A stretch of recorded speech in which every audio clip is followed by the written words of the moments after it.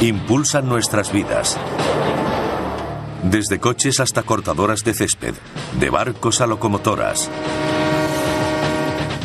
Han transformado nuestro mundo y nos han llevado a la Luna.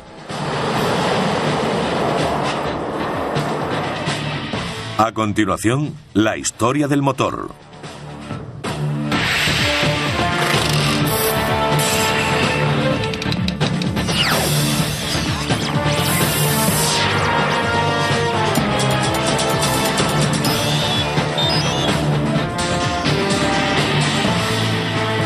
Maravillas modernas.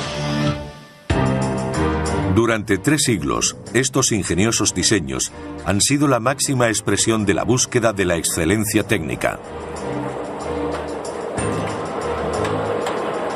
Y a través de muchas generaciones de progreso tecnológico, han tenido un profundo efecto en nuestra forma de trabajar y viajar. La máquina de vapor reemplazó al caballo. Los motores eléctricos y de gasolina sustituyeron a la máquina de vapor. Más tarde, el reactor llevó las cosas a un nivel superior. Y ahora, los motores microtecnológicos demuestran que menos es más.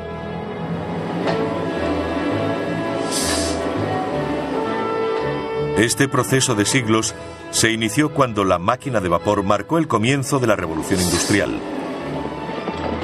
Liberó a la humanidad de su total dependencia de fuentes primarias de energía, como el viento, el agua y el músculo. Las máquinas de vapor se usarían para impulsar maquinarias de fábricas, trenes, barcos, tractores y automóviles.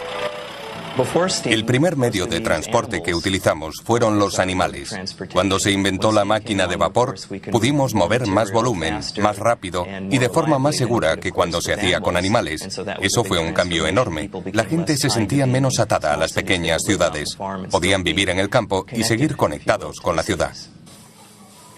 En un motor de émbolo, el vapor entra por un extremo en el cilindro y lo empuja hacia atrás. Luego entra por el otro extremo, empujándolo hacia el lado contrario. El vapor se genera en una caldera, un recipiente metálico donde se calienta el agua usando madera, carbón, aceite o gas natural como combustible. Una turbina de vapor es como un molino, con la diferencia de que sus aspas son movidas por vapor a alta presión en lugar de viento. Aún hoy, las turbinas de vapor son muy utilizadas. De hecho, se emplean para generar la mayor parte de la electricidad que consumimos. El científico griego Herón de Alejandría construyó la primera máquina de vapor del mundo hace unos 2000 años. Básicamente se trataba de una esfera metálica con 2 boquillas opuestas. Cuando se introducía vapor en la bola, ésta daba vueltas. Herón expuso su invento en el Serapion, un museo de Atenas, donde entretuvo a los visitantes durante años, aunque solo fue considerado un juguete interesante. En 1705, 2 ingenieros británicos, Thomas Avery y Thomas Newcomen, crearon una gran máquina de vapor que podía utilizarse para bombear el agua de las minas de carbón inundadas. Empleaba un émbolo que subía y bajaba dentro de un cilindro hueco.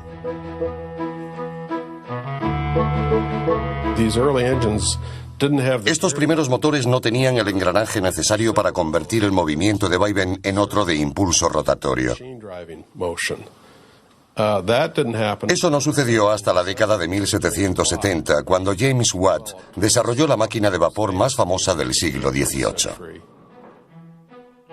James Watt, un profesor de la Universidad de Glasgow, inventó varias mejoras, haciéndola mucho más práctica para mover maquinaria. Su regulador centrífugo o de bolas se expandía a medida que el motor iba más rápido. La fuerza centrífuga hacía que las pesadas bolas metálicas se separaran, cerrando una válvula que lo desaceleraba. Y a medida que se expandían, controlaban el movimiento del vapor en el cilindro.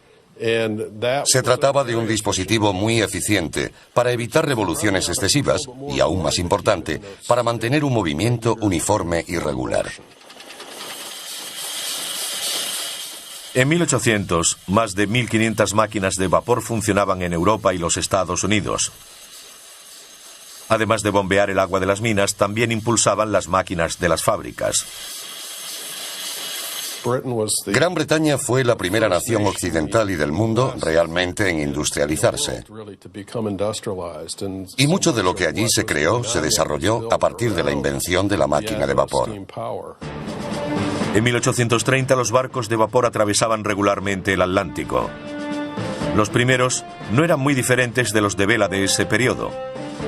Tenían altos mástiles y velas, pero la gran diferencia era la enorme rueda de paletas en medio del barco. Movida por una máquina de vapor, proporcionaba potencia extra al girar en el agua. La mayoría de los barcos de vapor y los posteriores ferrocarriles redujeron radicalmente el tiempo para recorrer largas distancias. El político norteamericano Chancy Calhoun a menudo hablaba de conquistar espacio. Y básicamente eso es lo que hicieron estas máquinas. Ayudaron a conquistar espacio. Acortaron distancias entre dos lugares. Eso fue particularmente cierto en el caso de las máquinas de vapor cabalgando sobre raíles de acero que abrieron la entrada al oeste americano en 1800. En 1860 había casi 50.000 kilómetros de vías en Estados Unidos. Y en 1869 se puso el clavo dorado en Promontory Point, Utah, para unir las vías de la Unión y la Central, procedentes de las costas este y oeste. En Norteamérica, la mayoría de los trenes de la época eran tirados por locomotoras 440 con 4 ruedas conductoras y 4 motrices. Pesaban 50 toneladas. Otra importante aplicación fue en la maquinaria agrícola. En el campo, uno podía quemar paja para su maquinaria agrícola, madera, incluso carbón. La máquina de vapor era muy adaptable y aceptaba cualquier combustible. Eso la hizo ideal para el campo. Enormes tractores de vapor comenzaron a transformar la agricultura a finales del siglo XIX. Fue una época en la que términos como bestia, leviatán y otros parecidos fueron muy utilizados. Algunos de estos motores pesaban de 10 a 20 toneladas. Eran enormes. A mediados de siglo, un norteamericano, George Corliss, desarrolló la más importante máquina de vapor desde James Watt.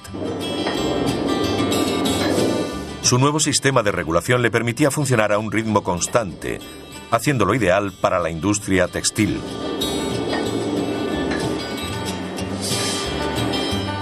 Este motor de Corliss, recientemente restaurado, fue uno de los 3 instalados en un molino de azúcar al sur de California en 1911.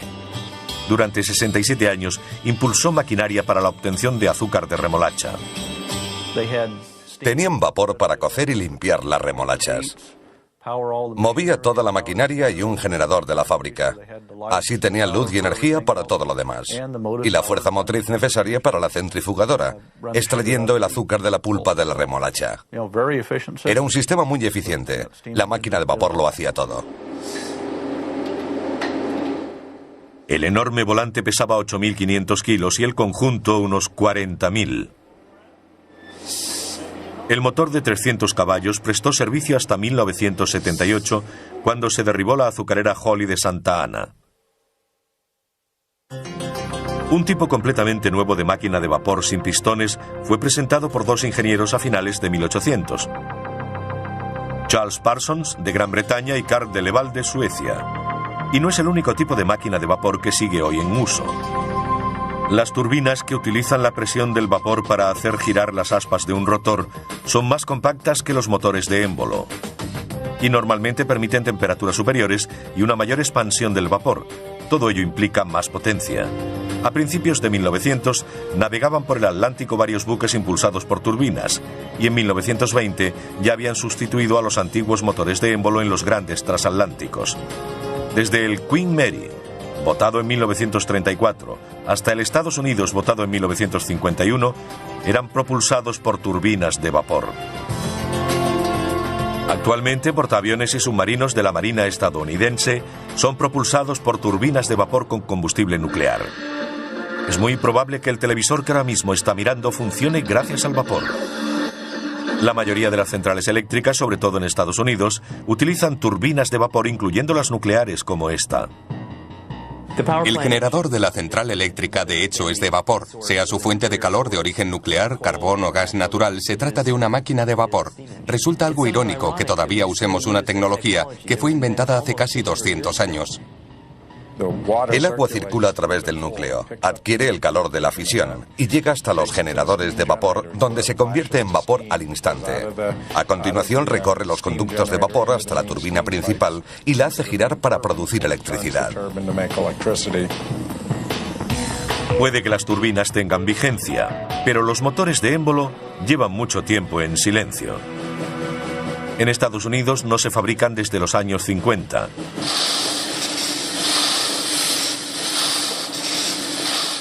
Pero su sonido llena el Museo de Motores Antiguos en Vista, California, cerca de San Diego, donde hay docenas de máquinas funcionando. En su día fueron impresionantes imágenes de una potencia sin precedentes. Pero hubo grandes errores que convirtieron a estos enormes monstruos en dinosaurios. La transferencia de calor es un proceso lento, y en las máquinas de vapor hay que transferir el calor desde un fluido caliente, concretamente gases de combustión, al fluido que realmente produce la potencia, el vapor. Se advirtió que utilizando motores de combustión interna en los que el fluido que se expande y el que genera el calor es el mismo, la mezcla carburante, se obtenía más potencia con un motor más pequeño. Pero antes de la aparición del motor de combustión interna, surgió otra nueva máquina para ayudar a mover el mundo que no quemaba combustible. A continuación, el eléctrico se gana un lugar entre los motores del mundo.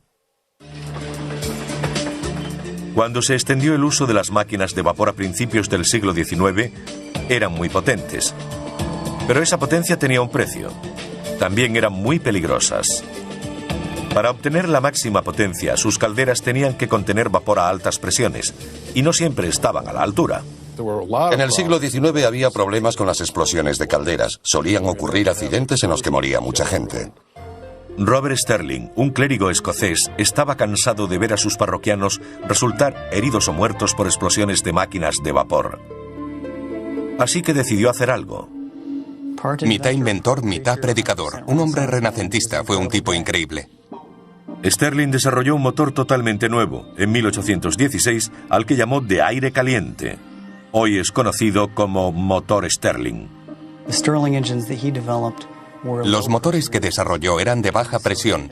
En su interior no había nada a alta presión que pudiese explotar, incluso si la máquina se estropeaba. Los motores Sterling funcionan calentando una parte del mismo motor y enfriando otra. En su interior hay un mecanismo que hace circular el aire entre el lado caliente y el frío. Cuando está en la parte caliente, el aire se expande y empuja un pistón. Y cuando pasa por el lado frío, se contrae tirando del pistón. Pero había un problema con el invento del reverendo Sterling. Los metales utilizados en el siglo XIX no aguantaban bien el calor para que fuese tan duradero como la máquina de vapor. Los metales no aguantaban la alta temperatura de la llama continua. La caldera es la parte de la máquina de vapor que está expuesta a la llama continua, mientras que en el Sterling es el cilindro, una parte diferente. Pero con la metalurgia moderna, algunos creen que el motor Sterling ahora podría ser viable. Brent van Arsdale fabrica pequeños motores de demostración que revelan las capacidades del invento del reverendo Sterling. Uno de ellos funciona con el calor desprendido de una taza de café. Pero lo más sorprendente es que también funciona con el aire frío de un cuenco lleno de hielo. Todo lo que necesita es una diferencia de temperatura. Lo único que hay que hacer es mantener una parte fría y la otra caliente. Funcionan en cualquier sitio donde sea posible mantener la diferencia de temperatura. Este motor Sterling puede funcionar con el calor de la palma de la mano. Durante décadas se ha intentado poner motores Sterling en vehículos y aún no es viable. Son caros, mucho más que los alternativos de gasolina o diésel. Y es muy difícil que sean eficientes debido al continuo cambio de régimen, ya que el conductor va reduciendo o acelerando. Eso dificulta el rendimiento permanente del motor, especialmente en un Sterling. El vapor y los motores Stirling del siglo XIX pronto tuvieron un nuevo competidor que ayudó a impulsar la revolución industrial. Y hoy aún sigue con nosotros. No tenemos máquinas de vapor en nuestras casas, pero sí muchos aparatos eléctricos. Mire a su alrededor, verá que tiene cantidad de ellos. Relojes, aire acondicionado, equipos de música, vídeos, ventiladores, aspiradoras, batidoras. Y por supuesto no olvidemos el cepillo de dientes. Todos son accionados por motores eléctricos. Sin ellos ni siquiera podríamos hacer esta entrevista. Más valdría quedarse en la cama, salvo que uno quisiera volver a los días de los carros y los caballos. A diferencia de la mayoría de los motores que utilizan algún tipo de combustión para crear calor, el eléctrico funciona por un principio completamente diferente. Cuando la electricidad fluye a través de un cable, se crea un campo electromagnético. Ello significa que temporalmente ese cable se convierte en un imán, y cuando se corta la electricidad deja de serlo. Si se conecta al revés, se invierten los polos. Y esto es lo que repetidamente hace un motor eléctrico usando la fuerza magnética para crear movimiento. Crea un campo magnético. Se mueve como Doug y yo lo estamos haciendo. La corriente pasa por el campo magnético y por la bobina, haciendo que esto gire. Naturalmente, los motores eléctricos necesitan electricidad. Así que su historia comienza con los pioneros de este campo. En 1824, Michael Faraday patentó la corriente continua y su motor. En 1888, el excéntrico genio Nikola Tesla patentó la corriente alterna y el suyo. Hoy en día ambos están en uso. Si funciona con pilas es de corriente continua, si se enchufa en la pared es de corriente alterna. Tesla fue el primero que introdujo el concepto de corriente alterna, que consiste en el cambio de polaridad 50 o 60 veces por segundo. Pero Edison no creía en ello y despidió a Tesla, que fue a trabajar con George Westinghouse. Tesla estaba en lo cierto. La corriente alterna podía ser transportada a muchos kilómetros, mientras que existían limitaciones significativas para la distribución de corriente continua. George Westinghouse adquirió las patentes para el sistema de corriente alterna de Tesla, y en 1891 montó la primera línea de corriente alterna de alta tensión en California, conectando San Antonio Canyon con Pomona y San Bernardino. En 1894, Westinghouse empezó a fabricar otro de los inventos de Tesla, el motor de corriente alterna. Los primeros equiparon a algunos de los coches primitivos junto con las máquinas de vapor y los motores de combustión interna que usaban combustible como la gasolina para mover un pistón. No creo que nadie supiera, al menos durante la primera década de la existencia del automóvil, cuál sería el ganador. Alrededor de 1912 finalmente se impuso el motor de combustión interna, irónicamente gracias a la adición de uno eléctrico, al que se llamó motor de arranque. Esa era exactamente su función, dar el primer impulso a los pistones sin que el conductor saliese despedido, o peor. Hasta entonces había que hacer girar el motor para que arrancara. No solo era difícil, sino peligroso. Podía romper con facilidad los huesos del brazo, y si daba un tirón de la persona, podía hacerle mucho daño. Sin embargo, el motor de arranque lo cambió todo, marcando la desaparición del automóvil eléctrico y el de vapor. Como con la manivela, el motor de arranque iniciaba los ciclos de compresión y combustión necesarios para que el motor funcionase por sí solo. Algunos de los mayores motores eléctricos se hicieron para los ascensores. En 1933, Westinghouse construyó los más rápidos del mundo para el Rockefeller Center de Nueva York. En 1972, instaló los ascensores en el que era por aquel entonces el edificio más alto del mundo, la Torre Sears, en Chicago. En la década de los 90, el motor eléctrico regresó al mundo automovilístico cuando la General Motors presentó el EV1. Muy ligero de peso y con un fuerte chasis rígido, además tenía una de las carrocerías más aerodinámicas jamás fabricadas. Hay quien dijo que fue construido como un avión más que como un coche. Fue un fracaso y se canceló su producción en el 2000. Como sucede con todos los coches eléctricos, el problema es su limitada autonomía entre recargas. Si uno tiene prisa y solo puede recorrer 160 kilómetros parando 8 horas para recargar la batería, mejor se compra un carromato. No creo probable que en 10 o 20 años los vehículos eléctricos compitan con los estándar. La tecnología de las baterías no es lo bastante buena y cuesta mucho, aplicada a la escala que requiere la cantidad de energía necesaria para propulsar un vehículo. Si se redujera su tamaño y aceptásemos una autonomía limitada, los coches eléctricos podrían resultar interesantes, porque realmente no producen emisiones cuando circulan. Puede que ellos no contaminen, pero sí ocurre donde se genera la electricidad que necesitan para recargar sus baterías, ya que la mayor parte proviene de centrales que queman combustibles fósiles. Como los vehículos eléctricos precisan baterías de duración limitada o líneas aéreas a las que conectarse, han tenido más éxito en el transporte público que en el privado.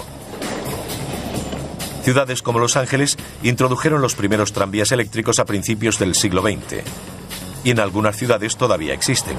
Prácticamente todos los sistemas de metro y de transporte ferroviario ligero usan motores eléctricos.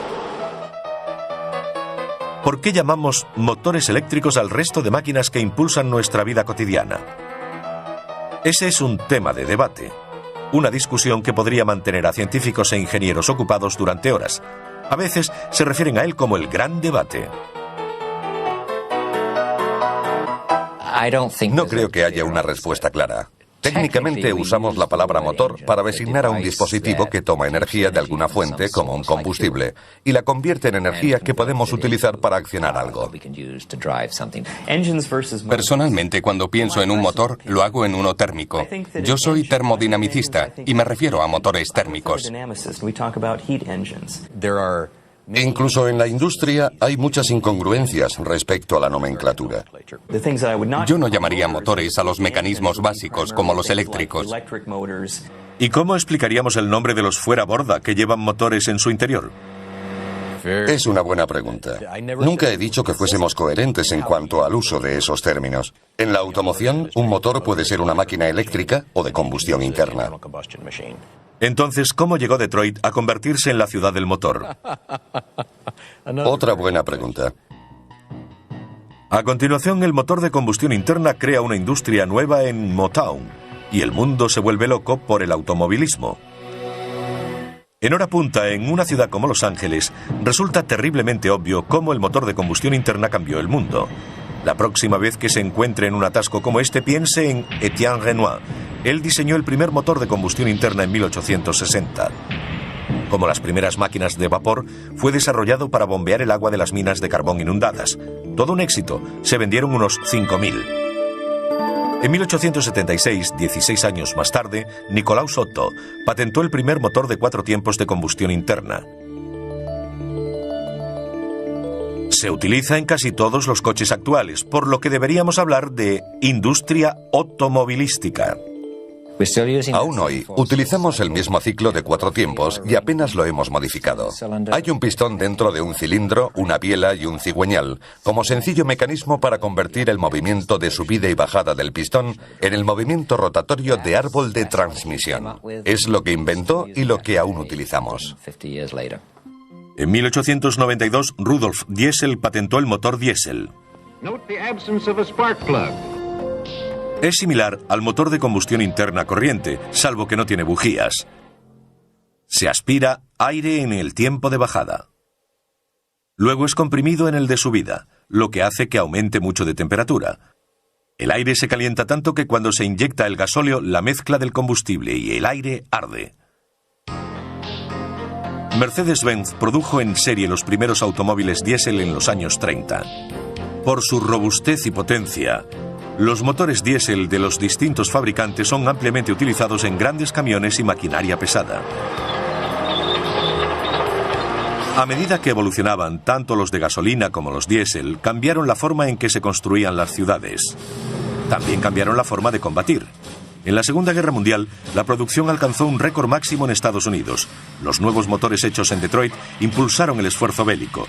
Los industriales norteamericanos utilizaron su equipamiento y conocimientos para fabricar 4 millones de motores de todo tipo y tamaño, para camiones, tanques y aviones. La construcción de esta fábrica kilométrica a las afueras de Dearborn, Michigan, costó al gobierno $65 millones. Bajo la dirección de Henry Ford produjo 57.000 motores de avión y 9.000 bombarderos. Otras plantas de Ford produjeron 250.000 de tanques y jeeps. Al confiar en los motores de pistones para nuestros cazas y bombarderos, la industria automovilística adaptó sus instalaciones de fabricación para estas aplicaciones. Y la producción de coches disminuyó mucho. Hasta los años 50, la mayor parte del desarrollo del motor se concentraba en hacerlos más potentes y baratos de fabricar. Más tarde apareció en el horizonte algo llamado humo, y por ello la tecnología tuvo que acelerar en una dirección diferente. Los sistemas de control de contaminación presentados por todos los fabricantes de automóviles en los años 60 y 70 redujeron las emisiones, pero también disminuyeron la potencia, ya que reducían la toma de aire. Un motor que no puede respirar libremente es menos potente. En la vida del motor de combustión interna, la mayoría de los desarrollos han sido evolutivos, pero uno de ellos fue revolucionario. El inventor alemán Felix Wankel ideó un diseño nuevo y sencillo en 1924. Pero hasta 1957 no se construyó el primer motor rotativo Wankel verdaderamente funcional. Era una innovación espectacular. Gracias a su movimiento giratorio, en vez del de subida y bajada como el de pistones, reducía drásticamente la vibración. A lo largo del tiempo, mucha gente ha intentado idear una geometría mejor. Hay algunos aspectos negativos en esta sencilla disposición de cilindro, pistón y biela. La masa se mueve arriba y abajo y de esa forma es difícil evitar la vibración resultante. Pero hasta ahora, con la sola excepción de Wankel, nadie ha inventado una geometría que alcance producción mundial. Es este rotor de forma más o menos triangular el que se mueve dentro de un contenedor, pero no simétricamente. Está descentrado y al girar, el rotor triangular comprime o expande, igual que el pistón con su movimiento de subida y bajada en el cilindro. Me siento muy unido al motor rotativo, sin duda alguna. Kobi Kobayakawa, jubilado recientemente, dirigió el proyecto del gran éxito de Mazda, el RX-7 con motor rotativo. Esta es la única parte móvil del motor rotativo. No tiene válvulas de admisión o escape ni árbol de levas. Básicamente solo hay dos partes móviles, los dos rotores. En cambio, en un V6 están los pistones, las bielas, las válvulas y el árbol de levas. Puede haber unas 50 piezas móviles. En 2001, Mazda completó el desarrollo de un nuevo modelo de motor rotativo llamado RX-8. Puede parecer pequeño, pero con sus 255 caballos puede competir con otros mucho mayores de pistones. Es el único coche de serie que carece de pistones. Kobi Kobayakawa habló con Felix Wankel pocos años antes de la muerte del inventor, en 1888. Yo le admiraba desde hacía muchos años. Su forma de ver el motor rotativo de Mazda siempre fue como la de un padre a un hijo.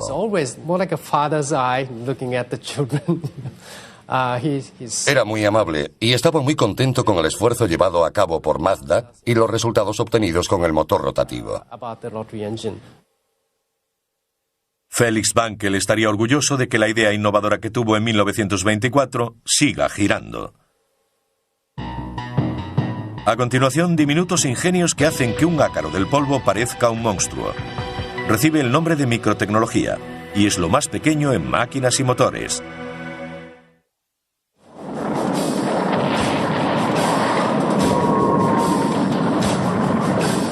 ...1941... El mundo está en guerra. Es el momento de un nuevo avance tecnológico. Aparece el reactor. El motor a reacción es una turbina de gas. La rápida expulsión de los gases de escape por detrás proporciona el impulso. El compresor y la turbina comprimen los gases para suministrar el flujo a alta presión que es necesario expulsar, y la turbina suministra la energía necesaria para accionar el compresor. La restante es para la impulsión. Imaginemos que estamos haciendo galletas de una en una. Ponemos una pequeña cantidad de masa en una bandeja, la metemos en el horno, esperamos a que se haga y la sacamos. Pues eso es lo que hacemos en el motor de combustión interna de pistones alternativos. Entra la mezcla carburante, punto. Se comprime, punto. Arde y se expande, punto. Se expulsa, punto. Es un constante empezar y acabar. Mientras que en el reactor se trata de un solo proceso continuo. Todo comenzó hace unos 60 años, cuando Gran Bretaña y Alemania se afanaban por crear el primer avión a reacción. En 1941, Alemania fue la primera con un caza prototipo, el AG-280. Un año más tarde tenían otro incluso mejor, el ME-262. Fue el primer avión a reacción del mundo fabricado en serie. El primer reactor británico, el caza Gloster Meteor, hizo su primer vuelo de prueba en marzo de 1943. Desde entonces se ha evolucionado hasta llegar a esto. Airbus Industries desarrolla lo que algunos llaman el Super Jumbo. Un avión de 2 plantas, un 50% mayor que el Boeing 747 y capaz de transportar de 600 a 700 pasajeros.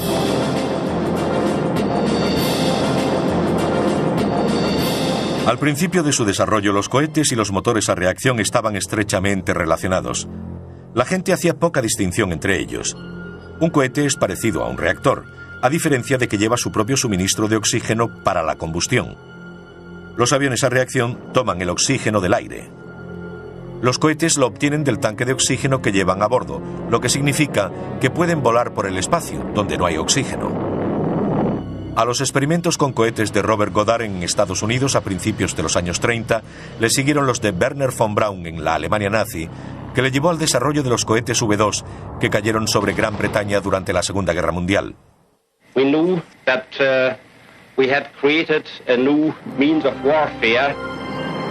La tecnología de cohetes de Goddard y von Braun permitió futuros desarrollos como la ruptura de la barrera del sonido por Jacques Jiger en 1947, el lanzamiento del satélite ruso Sputnik en 1957 y el alunizaje del Apolo 11 en 1969. Hoy los 3 cohetes principales que impulsan la lanzadera espacial originan un empuje equivalente a 37 millones de caballos. Es lo que producirían 23 presas Hoover juntas. Los motores consumen casi 250.000 litros de hidrógeno líquido por minuto. Son móviles y se utilizan para controlar la lanzadera durante el vuelo. También proporcionan empuje adicional durante el lanzamiento, complementando a los 2 enormes cohetes propulsores que caen al mar tras el despegue. Durante décadas, los nuevos avances tecnológicos han llevado a la creación de mayores motores. Pero uno de los campos de investigación actuales más excitantes implica la creación de unos diminutos que caben en la punta de un dedo. La microtecnología es un área de investigación en creciente expansión que surge a partir de la miniaturización de los componentes electrónicos. Algunas de estas técnicas se usan para construir motores microtecnológicos. Hay muchas ventajas en reducir el tamaño de las cosas. Al miniaturizar algo, el peso baja, la dimensión elevada al cubo. Pero la fuerza propulsora disminuye a la dimensión al cuadrado. Así que a medida que se reduce de tamaño, aumenta la propulsión respecto al peso. El profesor Martin Schmidt del Instituto de Tecnología de Massachusetts ha desarrollado un motor a reacción del tamaño de un sello de correos. ¿Pero por qué lo hizo? En primer lugar, porque es muy divertido. Y en segundo lugar, porque hay muchas aplicaciones para este tipo de propulsión, como aviones o satélites en miniatura. Los diminutos motores a reacción del profesor Schmidt funcionan exactamente igual que los de un Boeing 747. Este sería un motor de turbina, donde el aire accedería a través del hueco central. Luego se inyectaría el combustible por una serie de puertos que hay aquí. El aire y el combustible se mezclarían a través de un compresor en un volumen de combustión que está alrededor, en esta parte. Y luego pasaría a través de la turbina para acabar siendo expulsado por aquí. Dentro se encuentra este pequeño disco que gira a 1,5 millones de revoluciones por minuto. Los científicos del Instituto de Tecnología de Massachusetts creen que este motor podría impulsar un avión diminuto con una envergadura de unos 8 centímetros. Cientos de estos baratos microreactores desechables podrían servir para misiones de reconocimiento de las Fuerzas Armadas o para el estudio climático.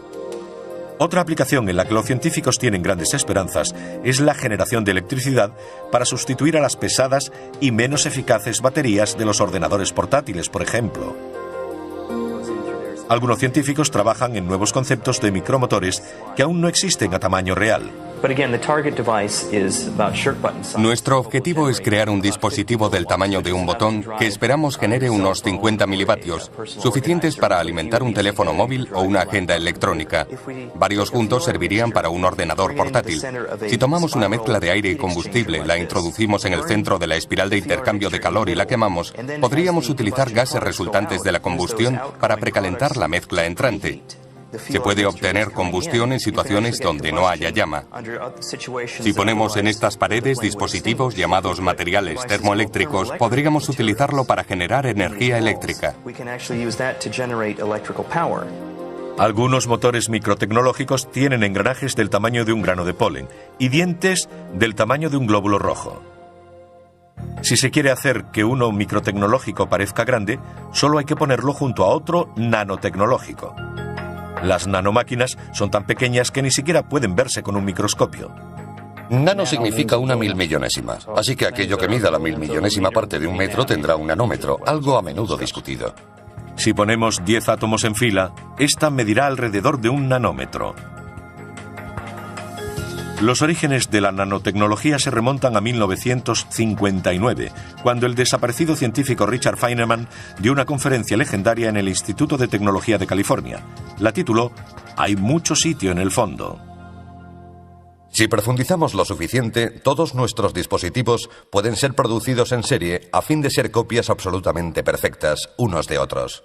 Quiero construir 1.000 millones de fábricas diminutas, exactamente iguales, que trabajen simultáneamente taladrando, estampando. El asunto consistía en hacer las cosas cada vez más pequeñas.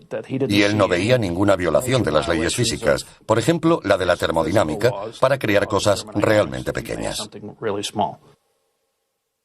Es mi intención ofrecer un premio de $1.000 a la primera persona que construya un motor eléctrico operativo de 0,2 centímetros cúbicos. El premio fue reclamado hace años, pero el profesor Ross Kelly de la Universidad de Boston quiso superar el desafío de Feynman. Pretendemos crear una especie de molécula que es mucho más pequeña que la medida que él fijó. Así, 40 años después, intentamos dar una respuesta final al desafío, haciéndolo a la menor escala posible. El profesor Kelly tuvo éxito al manipular 78 átomos para crear un motor consistente en una sola molécula personalizada. El diseño original, que por supuesto es mucho más pequeño que esto, consta de 2 partes. Una giratoria que parece un engranaje con 3 aspas y otra que hace las veces de trinquete.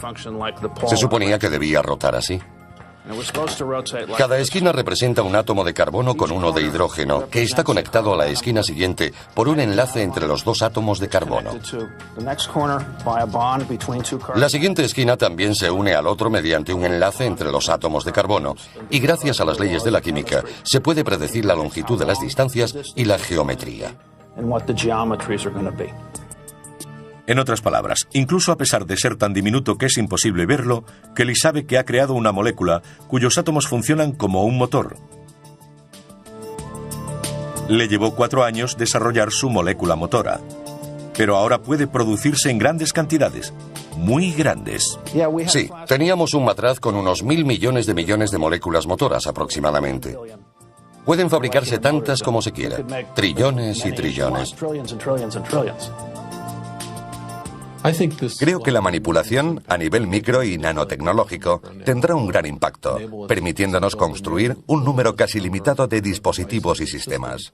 De hecho, estos tendrán tantas aplicaciones como las tuvieron los construidos durante la Revolución Industrial.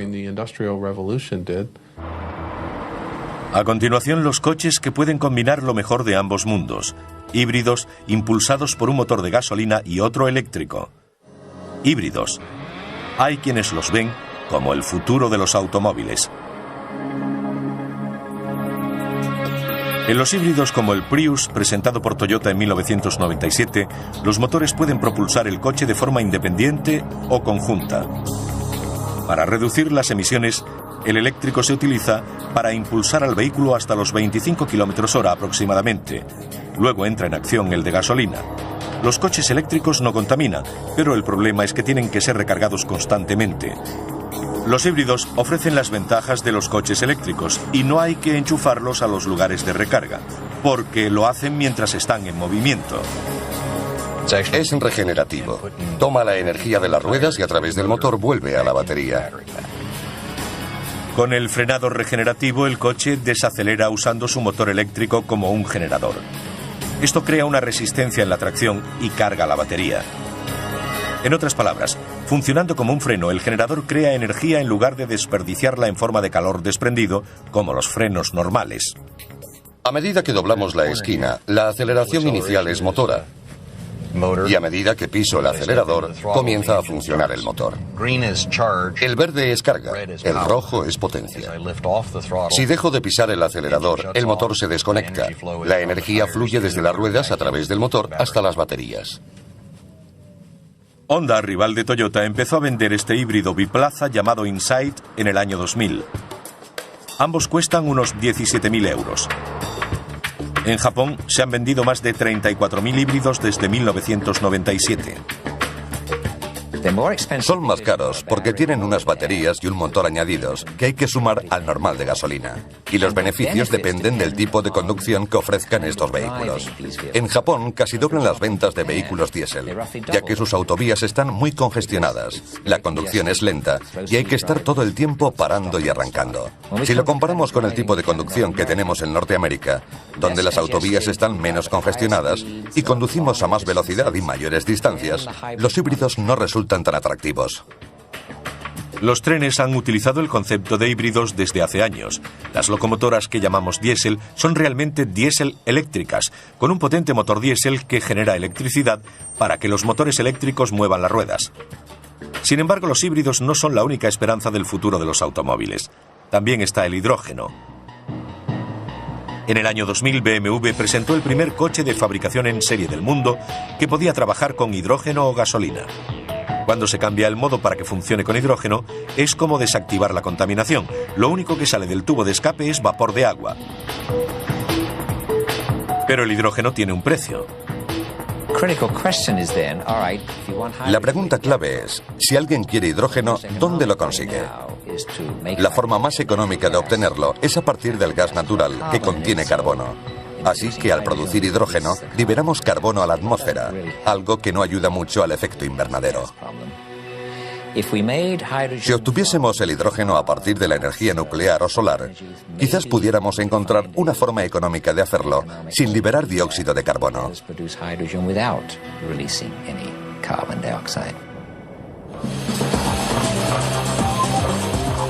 Desde las máquinas de vapor hasta los motores Stirling, de los pistones a las turbinas. Estudiar la historia de la tecnología del motor es un peregrinaje gratificante. Un viaje al panteón de los mayores logros tecnológicos del hombre. Desde que Herón construyó su primera máquina de vapor en la antigua Grecia, la humanidad ha quedado fascinada con los últimos motores. Lo hice porque pensé que sería ingenioso. No pensé mucho en sus aplicaciones. Sin duda, esa fascinación nos mantendrá conectados al futuro e impulsará nuestra habilidad para seguir cambiando nuestro mundo, inventando nuevas clases de motores, aunque no estemos seguros de para qué servirán.